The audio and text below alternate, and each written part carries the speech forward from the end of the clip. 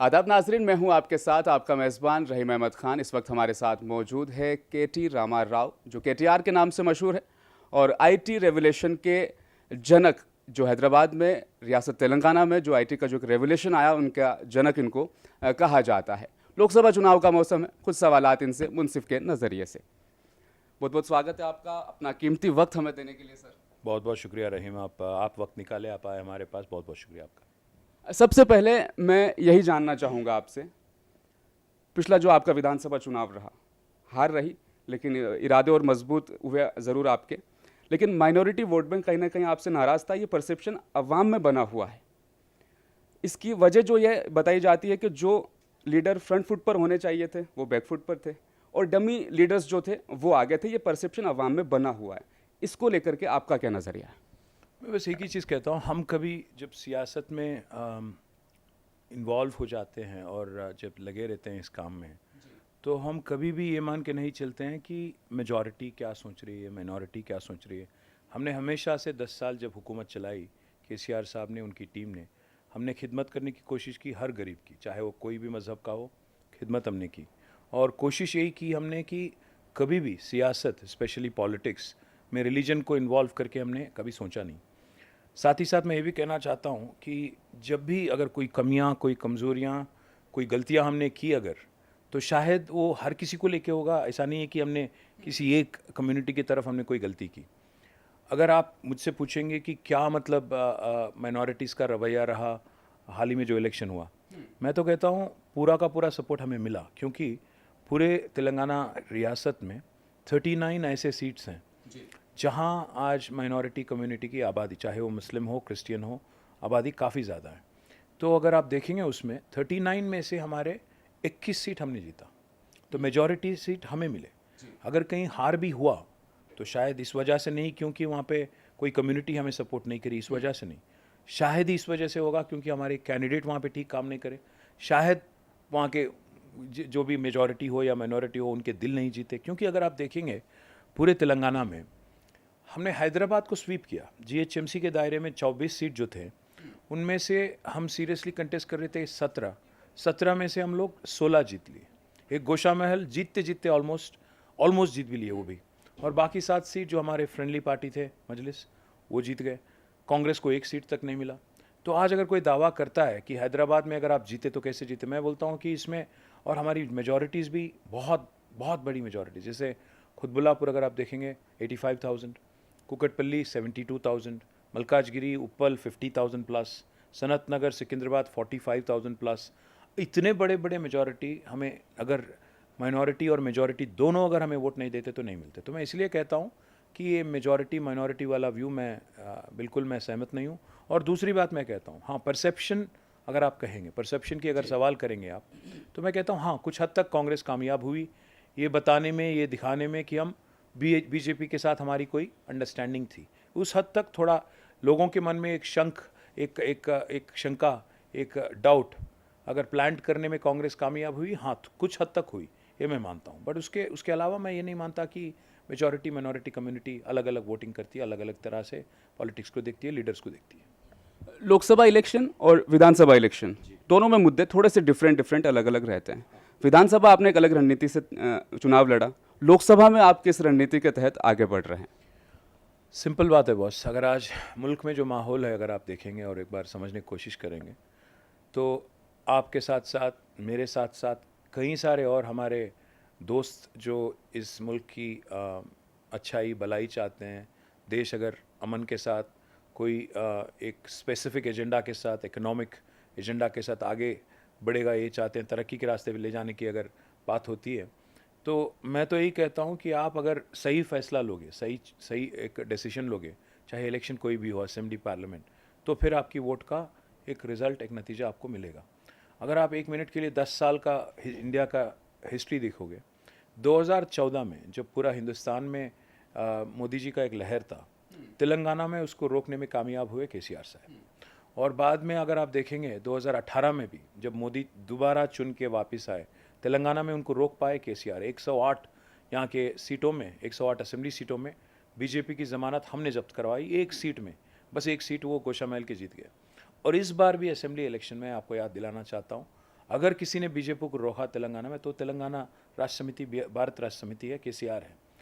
हमने ईटेला राजेंद्र को हराया 2 सीटों में, हमने हराया बंडी संजय को करीमनगर में, हमने हराया धर्मपुरी अरविंद को कोरुटले में, हमने हराया सोयम बापूराव को बोथ में, हमने हराया रघुनंदन राव को बीजेपी के जो 30 मार खान है, 32 मार खान है, हर किसी को बीआरएस ने रोका। कांग्रेस ने कहीं भी उनकी कम से कम मुकाबला तक ठीक से नहीं दे पाई। तो इस वास्ते मैं कहता हूँ, अगर आप इस मुल्क का अगर माहौल देखोगे, 10 साल में अगर कोई बीजेपी को रोक पाया तो वो है तृणमूल कांग्रेस, केजरीवाल, अरविंद केजरीवाल, आप वाले, झारखंड मुक्ति मोर्चा, स्टालिन, केसीआर, ऐसे रीजनल फोर्सेस जहाँ कहीं भी पावरफुल है, ये लोग रोक पाए। एक और चीज़ भी आपको मिसाल के तौर पे मैं देना चाहता हूँ। हमारी गवर्नमेंट तोड़ने की कोशिश बीजेपी ने की, 4 हमारे एमएलएस को खरीदने की कोशिश, कुछ लोगों को बेच के ब्रोकर्स को यहाँ पे हमारी गवर्नमेंट को भी गिराने की कोशिश उन्होंने की। हमने उनको पकड़ लिया, जेल कर दिया, बीएल संतोष के ऊपर भी केस कर दिया हमने, जो कि बहुत ही करीबी आदमी अमित शाह और नरेंद्र मोदी जी के। टीएमसी ने भी यही काम किया, टीएमसी को भी बहुत कोशिश किया उन्होंने तोड़ने की, वहाँ पे भी नाकाम रहे। आपको भी तोड़ने की बहुत कोशिश की, मनीष सिसोदिया को जेल कर दिए, केजरीवाल को जेल कर दिए, सत्येंद्र जैन को जेल कर दिए, पर आपको नहीं तोड़ पाए। स्टालिन को भी डराने की कोशिश की, हेमंत सोरेन को, झारखंड मुक्ति मोर्चा को डराने की कोशिश की, सरकार गिराने की कोशिश की, नाकामयाब रहे।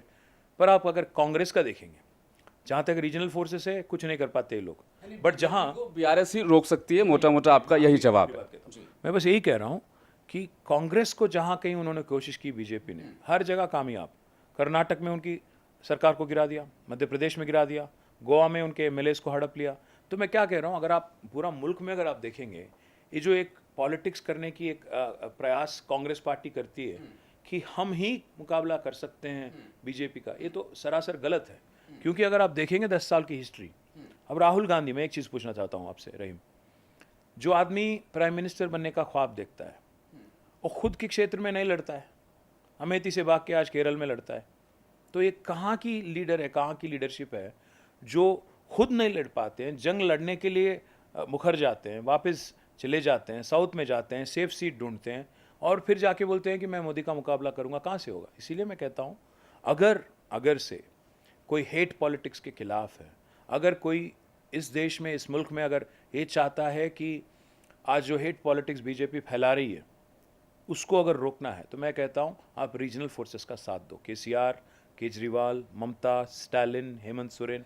रीजनल फोर्सेस से एक सवाल ज़रूर यहाँ पर पैदा हो जाता है। समाजवादी पार्टी, बहुजन समाजवादी पार्टी, सभी रीजनल पार्टीज़ हैं। जिस रीजनल पार्टी ने नेशनल पार्टी बनने की कोशिश की, मैं ख़ास तौर पर बहुजन समाजवादी पार्टी का जिक्र करूँगा, पार्टी ख़त्म होने की कगार पर है। आप टीआरएस थे, बीआरएस बने, देश भर में जाने की आपकी प्लानिंग रही, अकोला, नांदेड़, बड़ी आपकी जनसभाएं चली।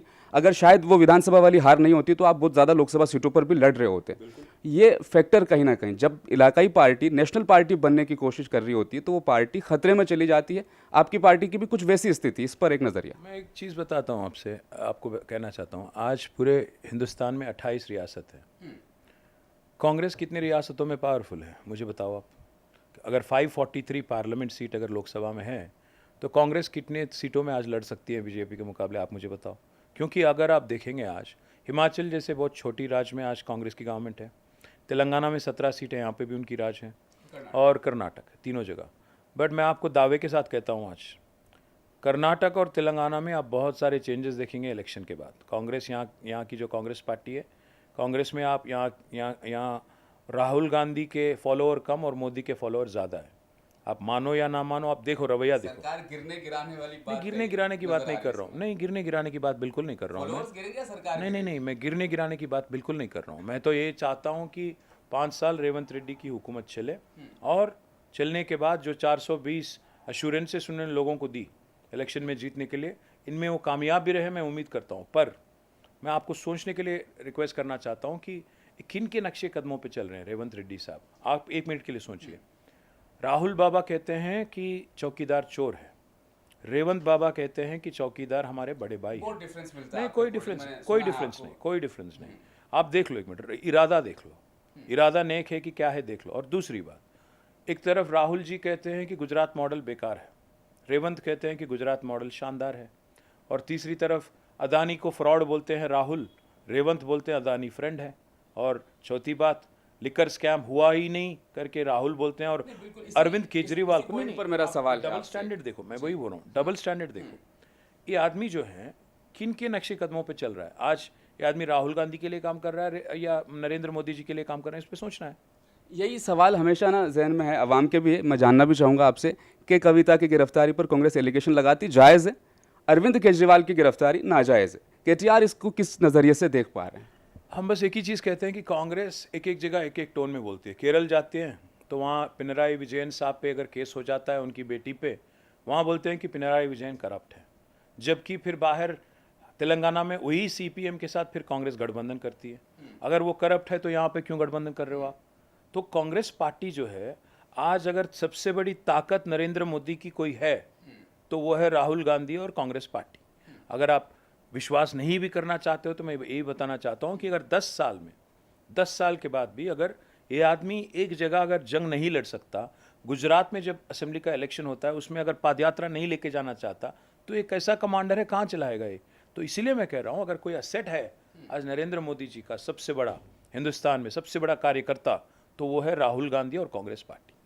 इंडिया अलायंस को आप कहते हैं चाय समोसे वाला अलायंस है, चाय पी के समोसा खा के मीटिंग ख़त्म करते हैं। बीजेपी को आप कहते हैं संविधान तोड़ने वाली पार्टी है, आईटी सीबीआई तमाम तरह के आप हमले करते हैं। अगर बीआरएस किंग मेकर की सिचुएशन में पहुंचती है, इंडिया या एनडीए? वही कह रहा हूँ, इंडिया या एनडीए, नहीं बाईपोलर नहीं है कंट्री में, बार बार यही कह रहा हूँ आपसे। अगर आप एक मिनट के लिए देखेंगे, सोचेंगे, आज ना इंडिया में ना एनडीए अलायंस में रहने वाले पार्टी 13 पार्टी है, बड़े बड़े पार्टी, जैसे बीजेडी है, बीजू जनता दल, उन दोनों अलायंसेस में नहीं है। वाईएसआरसीपी है, दोनों अलायंसेस में नहीं है। अगर थर्ड फ्रंट 100 सीटों पे भी तो नहीं लड़ रहा ना, थर्ड फ्रंट तो पैदा ही नहीं हो पा रहा। भाई एक बात अपने आप में। नहीं, थर्ड फ्रंट की बात नहीं कर रहा हूँ मैं कह रहा हूँ इस मुल्क में इससे पहले कांग्रेस बाहर होते हुए, कांग्रेस बाहर रहते हुए भी कभी एक वक्त था जब चंद्रशेखर जी प्राइम मिनिस्टर बने, आपको याद होगा, देवेगौड़ा जी बने, काफ़ी और लोग बने। तो इसलिए मैं कह रहा हूँ कोई चीज़ नामुमकिन नहीं है हिंदुस्तान में। अगर एनडीए आके 200-220 में रुक जाती है, अगर इंडिया आके 150 और 200 के बीच में रुक जाती है, तब क्या होगा? अब बाकी जो रीजनल पार्टीज हैं वो पावरफुल बनेंगी। अगर वो इकट्ठा हो जाएंगे और बोलेंगे कि we want to extract our pound of flesh, आप हमें मदद दो, कांग्रेस पार्टी को, क्यों नहीं? चलो आप मदद लेंगे किन की, एनडीए की या इंडिया की? यही रहते हैं। वही कह रहा हूँ मैं, कांग्रेस पार्टी जो है, मैं आज 45 साल की तजुर्बा है केसीआर साहब की, 45 सालों में कभी भी उन्होंने बीजेपी का ना सपोर्ट लिया ना उनको हमने सपोर्ट दिया इलेक्शन में। लेकिन लगते रहे। एलिगेशन में क्या है? आज मैं भी कुछ कह सकता हूँ कि कुछ भी कह सकता हूँ, एलिगेशन में क्या है? प्रूफ करना है, अगर उसमें सच्चाई है तो लोगों को फिर दिखाना होगा। एलिगेशन तो आजकल यूट्यूब आ गया तो कोई भी कुछ भी बोलता है, उसमें क्या फ़र्क पड़ता है? मैं बस एक चीज़ ज़रूर कहना चाहता हूँ, हमारी अगर आप 10 साल की अगर ट्रैक रिकॉर्ड भी देखेंगे हमारी हुकूमत की, और 45 साल का केसीआर साहब का अगर ट्रैक रिकॉर्ड भी अगर आप देखेंगे, जब से वो एमएलए बने, जब से सियासत में कदम रखे, तब से लेके आज तक कभी भी वो कम्युनल एजेंडा लेके कभी भी नहीं चले, आगे भी नहीं चलेंगे। ठीक है, मान लिया आप भी सेक्युलर है, कांग्रेस भी सेक्युलर है, लेकिन आपकी बहुत सारी विचारधाराएं ना मिलती है। जेएमएम पर जब छापे होते हैं तो आप सपोर्ट में आते हैं, कांग्रेस भी आती है। टीएमसी के ऊपर अत्याचार होते हैं, कांग्रेस आती है, आप भी आते हैं।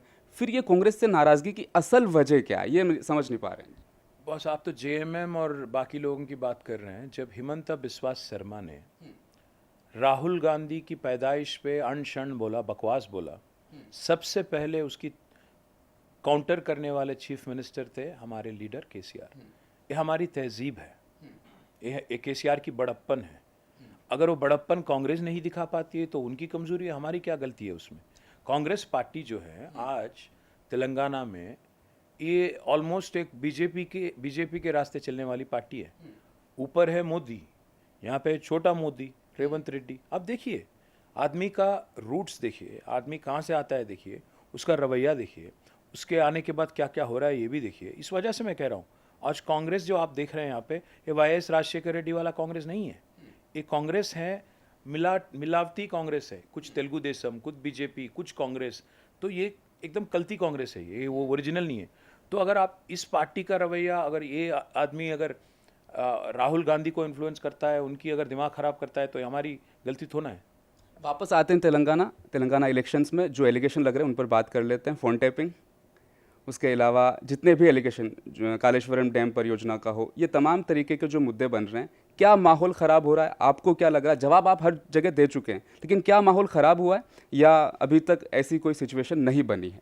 क्या होता है ना रहीम भाई, अल्टीमेटली कभी कोई लीडर अगर अपने वादा निभा नहीं सकता, आज पॉलिटिक्स में क्या हो गया, अटेंशन डाइवर्शन गेम खेलना बहुत आसान हो गया। लोगों को गुमराह करने की कोशिश, और ख़ास सोशल मीडिया और मीडिया को अपने कब्ज़े में ले लेके गुमराह करना और अटेंशन डाइवर्शन करना बहुत आसान चीज़ है। जैसे मैं कहता हूँ 4.5 महीना हो गया इस गवर्नमेंट को बन के, 150 दिन हो गए। इन्होंने प्रॉमिस किया था कि 100 दिन में हम हर किसान का खर्चा माफ़ कर देंगे 2 लाख तक। इन्होंने कहा था कि 9 दिसंबर को मैं दस्तखत कर दूंगा, और इन्होंने खुद कहा था कि हर 18+ लेडी को, हर विमेन को मैं 2,500 रुपया दूंगा पर महीना। हर किसी को जिसको वजीफ़ा मिलता है, पेंशन मिलता है, आसरा पेंशन हम जो लॉन्च किए थे, उन्होंने कहा था कि 2,000 नहीं बल्कि 4,000 देंगे। और साथ ही साथ इन्होंने ये भी कहा कि हम क्विंटल 500 रुपया बोनस देंगे पैडी पे और हर क्रॉप पे। अब क्या हो गया, पिछले 100 दिन 150 दिनों में इनको समझ आ गई कि ये तो ऐसे ही बोल दिए, आगे गिर गए। यहाँ पे तेलुगु में हमारे अड्डी मार गुड्डी देबा बोलते हैं इसको, ऐसे आके गिर गए, ऐसे आके सत्ता में बैठ गए। बैठने के बाद इनको एहसास हो गया कि ये नहीं कर सकते, क्योंकि जो भी बकवास किया था ये नामुमकिन है और नामुमकिन के बराबर है। तो क्या हो गया कि अटेंशन डाइवर्शन का एक गेम शुरू कर दिए।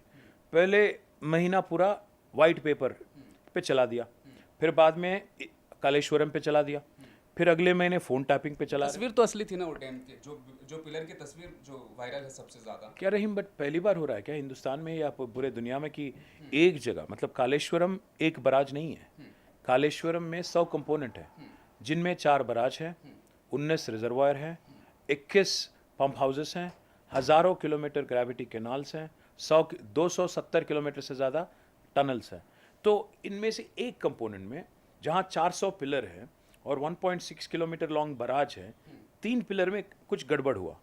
यही बराज पिछली बार हाईएस्ट जब फ्लड आई थी गोदावरी में, उसको भी रोक पाई, पर इस बार कुछ मेंटेनेंस की कमी या कोई चीज़ की वजह से 3 पिलर थोड़ा ये हो गया, उसमें प्रॉब्लम हो गया। अगर केसीआर चीफ मिनिस्टर फिर से बनते तीसरी बार, दिसंबर 3 तारीख, क्या करते केसीआर? पूरे हिंदुस्तान में जितने भी टिपर है, लॉरी है, मंगवा लेते, 5,000 भी, 10,000 भी अगर ज़रूरत पड़ा, 1 महीने के अंदर उसको रिपेयर करवा देते। इससे पहले मैं कहना चाहता हूँ आपसे, मिड मानेर करके एक रिजर्वायर थी जो कांग्रेस ने बनाई, हमारी हुकूमत आते ही 2016 में पूरा बह गया, वो ख़त्म हो गया। हम क्या ऐसे ही एटीट्यूड लिए हैं क्या? हमने क्या किया, उसको रिपेयर करवाया, फिर इमीडिएटली खड़ा कर दिया। दूसरी बात, कांग्रेस की दौर में जो प्रोजेक्ट बने, कडेम हो या नागार्जुन सागर हो या प्रकाशम हो, बहुत सारे बराजेस, और एक वारंगल में एक प्रोजेक्ट है सुद्दाबागू, वहाँ पे भी यही हुआ, 2 बार 3 बार एक ही प्रोजेक्ट बह गया। ऐसा नहीं है कि पहली बार हो रहा है। आज वेस्ट बंगाल में फरक्का बराज है, वहाँ पे भी सेम प्रॉब्लम हुआ। टेक्निकल प्रॉब्लम होते हैं, बट इसको लेके छोटी सी बात का बतंगड़ करके, हाइप क्रिएट करके, बदनाम करने की कोशिश करके किसानों को तड़पाना और अवाम को सताना, ये एक गैर जिम्मेदारी बात है। एक आखिरी सवाल, सबसे ज़्यादा जो माहौल ख़राब कर रहा है, जो परसेप्शन इस वक्त बन चुका है, आपके ही जो नेता हैं, दल बदलू सियासत की मैं बात करना चाहूँगा, अभी तक हमने नहीं की इस टॉपिक पर, कड़ियम श्री हरि, काव्या, बड़ी लंबी फहरिस्त है, बीजेपी कांग्रेस ज्वाइन कर रहे हैं और आपके कारकुनान डिमोटिवेट हो रहे हैं कहीं ना कहीं। इन सब चीज़ों को आप कैसे हैंडल कर पा रहे हैं? हमें ये तो एहसास हो गया कि कौन हमारा है कौन हमारा नहीं है। कम से कम अभी एक एहसास तो हो गया कि आज मुश्किलात में, एक मुश्किल वक्त में जो हमारे साथ हैं हमारे भाई, उनकी कदर करना, उनकी इज्जत करना, कम से कम हमें एक सबक तो मिली, ये बात मैं कहूँगा। दूसरी बात ये कहूँगा मैं, जैसा आप कह रहे हैं डिमोरलाइज हो गए, मैं तो कहता हूँ कि हमारे कैडर एक्चुअली रिजुवेनेट हुए हैं, बहुत आज गुस्से में हैं कि भाई इनको सबक सिखाना है। जो लोग हमारे साथ गद्दारी किए हैं, जो टिकट लेके आज बाहर निकल गए, मैं बस इतना ही कहूँगा, आप 4 जून को देख लो, आवाम में गुस्सा है, हमारे कैडर में भी बहुत काफ़ी सारा जोश है, और केसीआर साहब का बस यात्रा भी बहुत ज़ोरों शोर से ज़बरदस्त चल रहा है, और मेरी जहाँ तक समझ है आगे 10 दिन भी बहुत ज़बरदस्त चलेंगी। और इस वजह से मैं उम्मीद करता हूँ, और इस वजह से मैं काफ़ी स्ट्रांगली बिलीव करता हूँ कि पिछली बार हम 9 सीट जीते थे, इस बार 9 से ज़्यादा सीट जीतेंगे, और हो भी सकता कि फिर 1 साल में केसीआर फिर स्टेट पॉलिटिक्स को डोमिनेट करने के पोजीशन में रहेंगे। फिर आप वहीं आ गए, गिरने गिराने वाली बात। मैं कहाँ गिरने की बात कर रहा कर रहे हैं ना, हूँ? पॉलिटिक्स डोमिनेट करना अलग चीज़ होता है, गिरने गिराने की बात अलग होता है। अगर एक लेम डक गवर्नमेंट आ जाती है तेलंगाना में, एक बेकार गवर्नमेंट अगर आ जाती है, थोड़ा सा खुल के बात करते हैं ना इस पर। खुल के ही तो बोल रहा हूँ यार एक मैं। साल में एक साल में क्या होने वाला है उस पर आ जाए। एजेंडा डिक्टेट करेंगे, लोगों के अवाम के तरफ से एजेंडा डिक्टेट करेंगे। अगर कांग्रेस 420 जो उन्होंने एश्योरेंस दिया अगर ठीक से हमल नहीं करेंगे तो फिर उनको दिखा देंगे कि अवाम की क्या ताकत होती है जमहूरियत में। ये वो तमाम सवाल थे जो कहीं ना कहीं हमारे नाजरीन के थे। एक आखिरी सवाल पर्सनल मेरा, कुर्ता पजामा पहनना, सफ़ेद कपड़े पहन के गाड़ी से उतरना, पॉलिटिशियंस को इसी नज़रिए से कहीं ना कहीं देखा जा रहा था। KTR आए, टाई सूट पहनने लगे और इंग्लिश में स्पीच देने लगे और पूरा परसेप्शन कहीं ना कहीं तोड़ दिया। कुर्ता पजामा से चिढ़ है, नफरत है, या वो वाली पॉलिटिशियन से आपको अच्छा नहीं लगता, मतलब उस ड्रेस के अंदर? नहीं, ड्रेस की बात नहीं। आई थिंक ड्रेस पे ज़्यादा नहीं गौर करना चाहिए। ड्रेस के अंदर जो आदमी है उसकी दिमाग और दिल अगर सही जगह है तो काम कर सकते हैं, बेहतरीन काम हो सकती है आवाम के लिए और अपने लिए भी। मैं बस इतना ही समझ के चलता हूँ कि हमें जो मौका मिला बहुत खुश नसीब है हम कि 10 साल आवाम ने हमें मौका दिया कि आप हुकूमत चलाओ। उससे पहले भी बहुत मोहब्बत मिली, बहुत ज़्यादा हमें लोगों की तरफ से प्रेम मिली, क्योंकि जब तेलंगाना की जिद्दोजहद चालू थी, हम लड़ रहे थे तेलंगाना के लिए, बहुत ज़्यादा मतलब मदद मिली। तो खुश नसीब है कि इस ज़िंदगी में जो बहुत कम समय के लिए हम लोग जब इस धरती पे आते हैं, इसमें अगर एक मौका मिला कुछ करने का तो अपना एक इम्प्रेशन छोड़ो। अब आवाम एक मौका आपको दे चुकी है 2 बार, इस बार बोली कि आप अपोजिशन में बैठो, तो बैठेंगे 5 साल और लड़ेंगे उनकी तरफ से। अगर कुछ हो सकता है हमारे तरफ से कि कांग्रेस की गवर्नमेंट पे दबाव बना के, प्रेशर बना के आवाम के लिए कुछ अच्छा करें तो करेंगे। पर मेरे हिसाब से सबसे इम्पॉर्टेंट चीज़ है हर पॉलिटिशियन को, हर लीडर को ये समझ के चलना होगा कि लाइफ इज़ शॉर्ट, उसमें आपका पावर इवन मोर शॉर्टर है। तो अपने आप को ज़्यादा सीरियसली ना लो और काम में लगे रहो, और अल्टीमेटली आपके जैसा कभी का एक बार स्मार्ट कपड़े भी पहन लें और कभी का एक बार लोगों से मिल लो, काम कर लो और अपने आप को इतना सीरियसली मत लो। बहुत बहुत शुक्रिया, बहुत बहुत थैंक यू अपना कीमती वक्त हमें देने के लिए। ये थे हमारे साथ KTR, x IT minister of Telangana. बहुत ही सहजता से, शालीनता से, ठहराव के साथ हमारे सभी सवालों के इन्होंने जवाब दिए। बहुत बहुत शुक्रिया मुंसिफ TV की तरफ से। मैं रहीम अहमद खान, मुंसिफ TV हैदराबाद।